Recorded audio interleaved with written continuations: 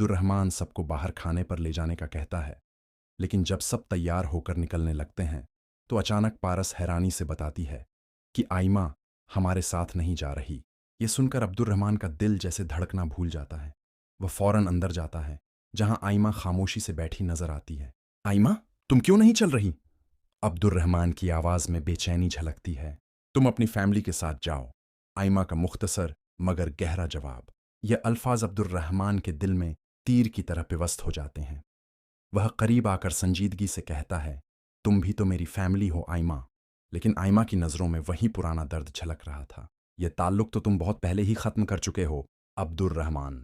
Abdurrahman अफसोस भरी मुस्कुराहट के साथ कहता है, शायद नादानी में मैंने यह रिश्ता खत्म कर दिया था, लेकिन उस वक्त भी तुम ही ने इसे निभाया था। और आज भी। कमरे में खामोशी छा जाती है, मगर अब्दुर्रहमान की नजरें आइमा के चेहरे पर जमी रहती हैं। कितने दिनों बाद आज तुम मुझे बिल्कुल पहली वाली आइमा लगी हो। जिद्दी, गुस्सा करने वाली, अपनी बात मनवाने वाली। अब्दुर्रहमान के चेहरे पर एक हल्की सी मुस्कुराहट उभरती है।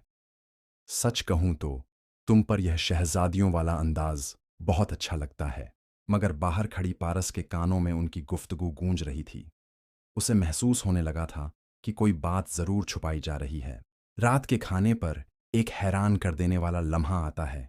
अब्दुर्रहमान की बेटी अचानक कहती है, बाबा, मीर अब्दुल्लाह की शक्ल आप जैसी ही लगती है। अब्दुर्रहमान एक पल के लिए रुक जाता है। यह वह लम्हा था जब हकीकत छुपाना मुश्किल होने लगा था।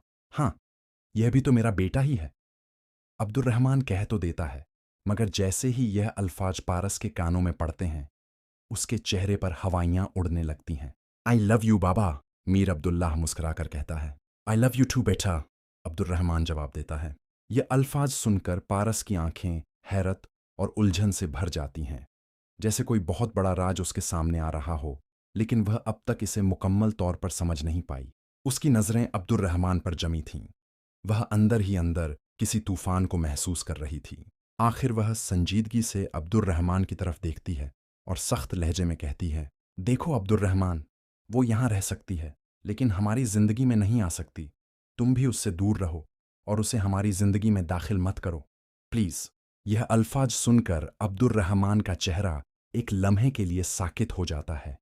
क्या वह आइमा से मुकम्मल तौर पर दूर होने के लिए तैयार हो जाएगा?